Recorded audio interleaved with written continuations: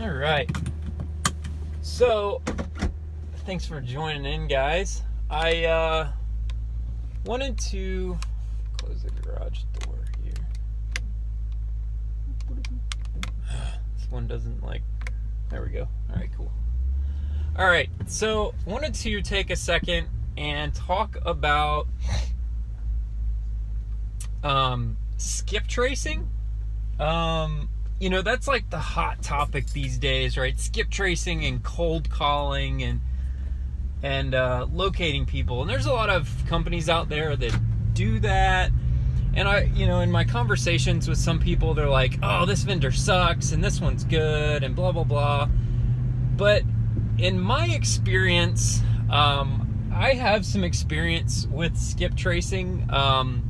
In my corporate past, I used to work in the fraud investigations world. I worked for JP Chase. I worked for Verizon Wireless and corporate security at Verizon Wireless. We did all the corporate internal and external investigations into theft, fraud, employee misconduct, all that stuff at Chase. It was all credit card fraud cases, identity theft, account takeovers, all that kind of stuff. I did that for a long, long time. Was really good at it. Loved it. Ultimately, right, I'm into real estate now. I love real estate. This is my passion. I get more freedom. One cool thing is we get to go play golf this Friday with some real estate buddies of mine. We've got the freedom to do that. We don't have to ask our boss for permission to take the day off work. I just have to ask myself, like, hey, do I have time to do this on Friday? So, anyways, I wanted to, so based on my background, right, I've got experience with finding and locating people and identity theft cases in our investigations. We would get an account opened, and sometimes the information used to open that account up, whether that be a credit card or Verizon, it was a cell phone account. They would subscribe for new service in someone else's name, and that was identity theft. And a lot of times, many times they didn't use the right information. So in order to prove that the case was identity theft or fraud, we had to find the real victim.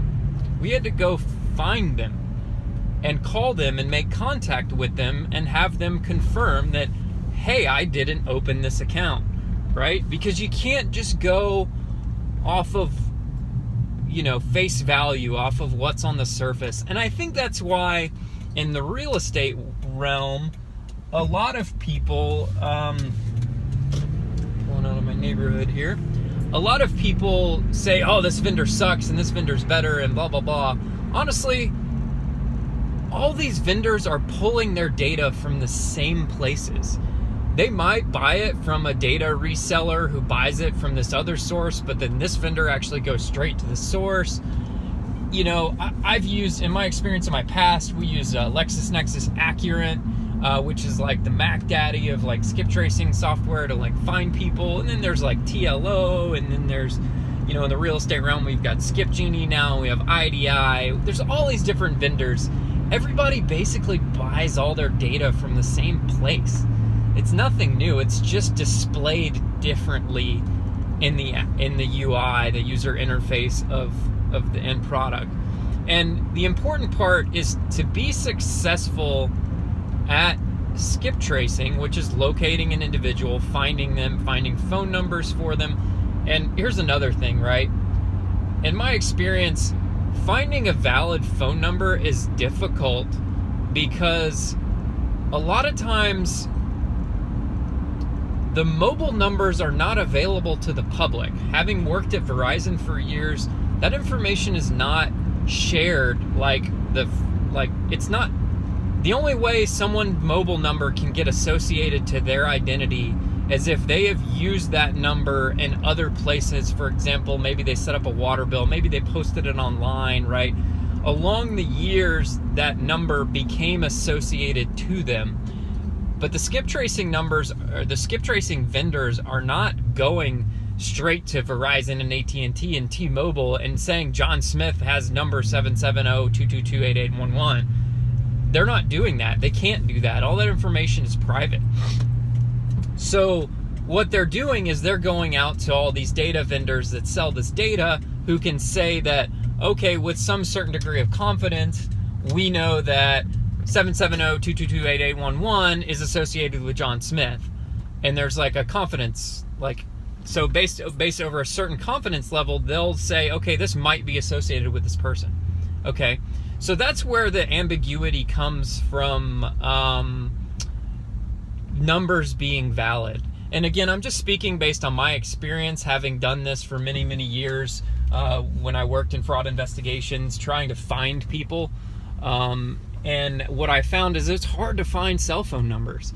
Obviously, when I was at Verizon, we had the ability to, if they had an actual real Verizon account, we had their phone number, but that information wasn't shared to the public, and we couldn't share that to the public. So we could only use it internally to reach out to people. But, you know, from a real estate perspective, you need to go past the surface. I signed up for a skip tracing vendor today. I had been working with another one, and then they sent me an email Friday, and they were like, sorry, we're only working with one investor per market now. We're not going to support you anymore. You're going to have to go to one of our competitors. I was like, well, what the hell? That's kind of stupid. I mean, it's stupid, but it's not. I mean, I see that, but like, a lot of us investors are not competitors per se. We all have our own unique strategies, our own unique things that we're dealing with. So anyways, I signed up for this other competitor, and I actually I'm not going to name who it is, but I was playing around with their site, and I kind of like it.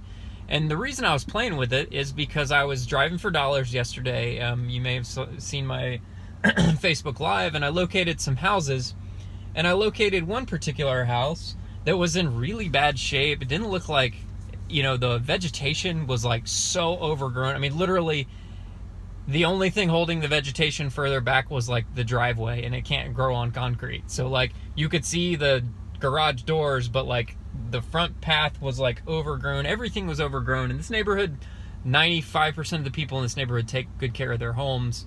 And that's how you can spot these houses, to say, okay, I don't think someone lives there, or if someone lives there, they're not taking care of the house. A lot of deferred maintenance. So I put this address in, and in the skip tracing system, and I located, it said that, or I put it in tax records. I have another system that I use called CRS Data, which is just, it runs all the tax record data, and I get it. I can go out to the individual counties and I can look this up, but the reason I got CRS Data is because it takes all the data from all the courthouse systems in Georgia, and it puts them all in the same output format. So everything is easy to find. See, when you're doing individual counties and municipalities, they all use different web platforms. I mean, some of them use the same stuff, but they're all formatted slightly different. So you have to know the nuances. So what CRS Data did is they found the nuances, and they put it all in the same. So they took all these different formats over here and spit them out, and they're all uniform. They all look exactly the same in the system.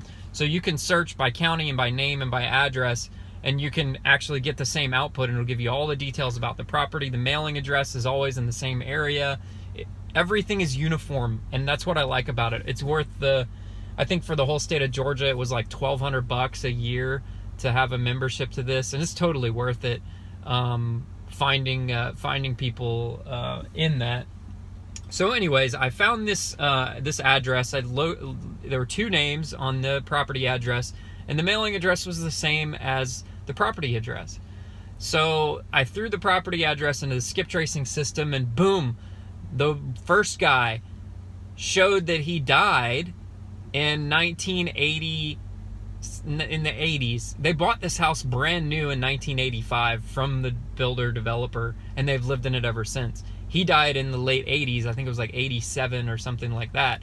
So then the next person on the list was probably his wife, based on the ages. So I search her. It shows she was deceased in 2011. Okay. So where is this mail going to? Because it didn't look like anyone was living in the house.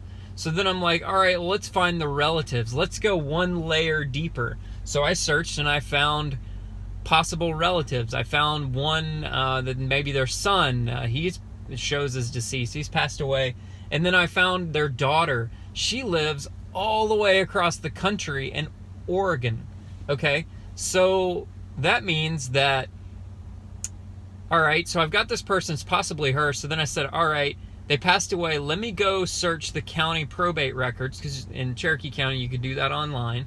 So I went online and I typed the person's name, the woman's name who passed, and I did, reports from the beginning of time, and I found where they probated her will. So luckily she had a will. They probated her will, and her personal representative was the daughter I found in the skip tracing system that lives in Oregon. So now I can mail a letter, and I've got a phone number I'm going to call later on today. It's Oregon time, so it's like in the morning there with the time difference. So I'm going to wait a few hours and call in a few hours and see if this is a valid number.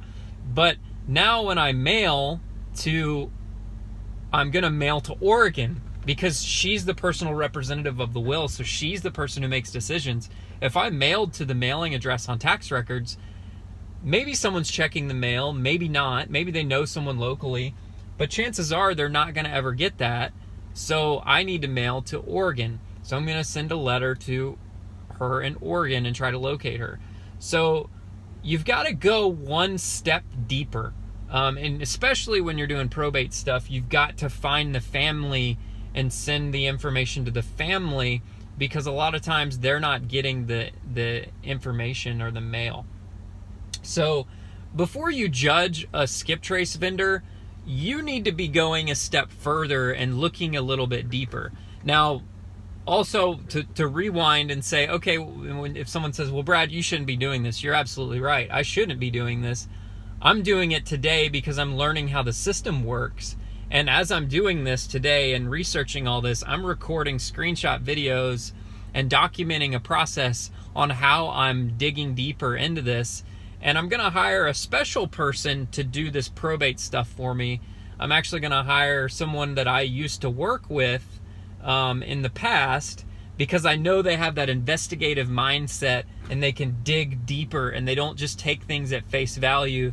So it's worth the extra money to pay them to research these records and dig a little bit deeper and find these people, so that I can attempt to buy this house, because this house is obviously, just this house and many other houses are in disrepair, and no one's living there and no one's taking care of them. And a lot of times these families don't really know what to do with the house. Maybe they're holding on to it from a sentimental perspective, maybe not. But a lot of times they're willing to sell the house, and probate deals are generally very, very good deals. You need to be patient, and it requires a lot of extra work to get them. But I've bought two of the houses I closed last week were both inheritance. One of them didn't go through probate because they did a life estate, but the other one I bought had to go through probate twice. So these deals are great, and they're there, and there's lots of them out there. For example, this is what I'm talking about. She passed away in 2011. The house has been sitting since she passed away in 2011. It's 2018, so that's 7 years ago that she passed away, and the house is still sitting there.